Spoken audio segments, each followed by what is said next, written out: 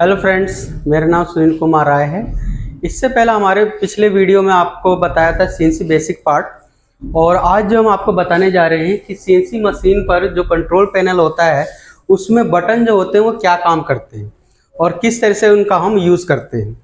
जैसे कि सबसे पहले हम आपको ये दिखा रहे हैं, इसको कहते हैं मोड सिलेक्शन स्विच। ठीक है, MSS यानी कि मोड सिलेक्शन स्विच। ये स्विच जो है जैसे कि आपको ये दिख रहा है रेगुलेटर सिस्टम, इस स्विच को हम जिस ऑप्शन पे भी करते हैं वो ऑप्शन एक्टिवेट हो जाता है और स्क्रीन पर शो करने लगता है, जिसके माध्यम से हम जो भी काम कराना चाहते हैं वो करा सकते हैं। जैसे कि सबसे पहले हमने इस सिलेक्शन स्विच को जॉक पे किया। जॉक पे करने के बाद जो है हम किसी भी मूवमेंट में मशीन को मूवमेंट करा सकते हैं। जैसे जो टेरेट होता है हमारा, जॉक मोड में करके टेरेट को हम Z- या Z+, X+ या X- में मूवमेंट करा सकते हैं। या जो टेरेट होता है उसमें टूल बंधे होते हैं, उसको हम जो है मूवमेंट करा सकते हैं। जैसे मान लो 5 नंबर टूल चाहिए तो हम उस पर करने के बाद जो है हम किसी भी डायरेक्शन में इंडेक्स बटन के माध्यम से मूवमेंट करा सकते हैं। अगर वो जॉग मोड में होगा तभी ये प्रोसेस हो सकता है। ठीक है, नेक्स्ट है आपका RF यानी कि रेफरेंस पॉइंट। ठीक है, RF मशीन में 3 तरह से मिलते हैं, जैसे कि RF, ZRT, होम। अगर ये तीनों का काम एक ही होता है, मशीन को रेफरेंस करने का। ठीक है, अगर कोई भी कंपनी सीएनसी मशीन बनाती है तो इन तीनों में से कोई एक ऑप्शन देती है, जैसे कि होम, RF या रेफरेंस पॉइंट। ठीक है, काम तीनों का एक ही होता है, मशीन को 0-0 कराना। ठीक है, नेक्स्ट है आपका हैंडल।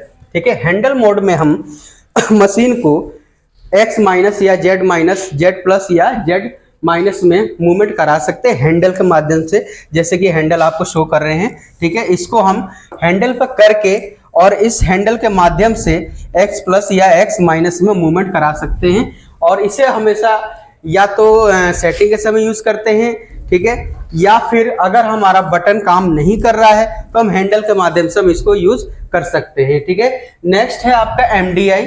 ठीक है, MDI का फुल फॉर्म होता है manual data input. Manual data input ये सेटिंग के समय यूज करते हैं, जैसे कि इसमें हम 1 से 2 लाइन का प्रोग्राम बना करके चला सकते हैं। ठीक है, और ये एक बार चलने के बाद जो है अपने आप ही डिलीट हो जाता है। ठीक है, इसे हमेशा स्पेंडल को मूवमेंट कराने के लिए करते हैं। इसके बाद है आपका एडिट मोड में हम किसी भी नए प्रोग्राम को बना सकते हैं या पुराने प्रोग्राम में कॉपी पेस्ट आदि कर सकते हैं। ये ओनली एडिट मोड पर ही हो सकता है।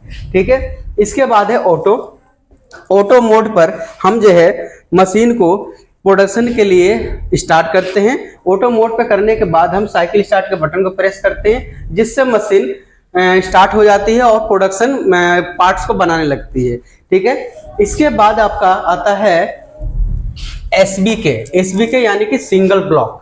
इसमें हम जो है फर्स्ट टाइम प्रोग्राम जब बनाते हैं तो उसको हमें चलाने के लिए सिंगल ब्लॉक पे करना होता है। सिंगल ब्लॉक पे क्या होता है कि हमारा जो भी प्रोग्राम है वो एक लाइन करके चलता है, जिससे कि हमें पता चल जाता है कि अगर हमारे प्रोग्राम में किसी तरह की गलतियां हुई हैं या कोई कोऑर्डिनेट या कोई वैल्यू गलत डली है, जिससे हमें पता चल जाता है कि अगर गलत डली है तो वहां पर हम रोक करके फिर से दोबारा हम चेंज कर सकते हैं। ये ओनली अगर SBK बटन ऑन रहेगा तभी ऐसा प्रोसेस हम कर सकते हैं। ठीक है, इसके बाद है OPT, ऑप्शनल स्टॉप। ठीक है, अगर प्रोग्राम में आपको जैसे कि 5 या 6 टूल चल रहे हैं तो उसमें M01 डला होता है। ठीक है, लास्ट में, जिससे अगर OPT ऑप्शनल स्टॉप जो है ऑन होगा, ठीक है, तो मशीन M01 कोड पढ़ते ही वहीं रुक जाती है, तथा उसके बाद साइकिल स्टार्ट के बटन को प्रेस करने के बाद नेक्स्ट लाइन यानी नेक्स्ट ब्लॉक को पढ़ती है। अगर यह ऑन होगा तभी ऐसा प्रोसेस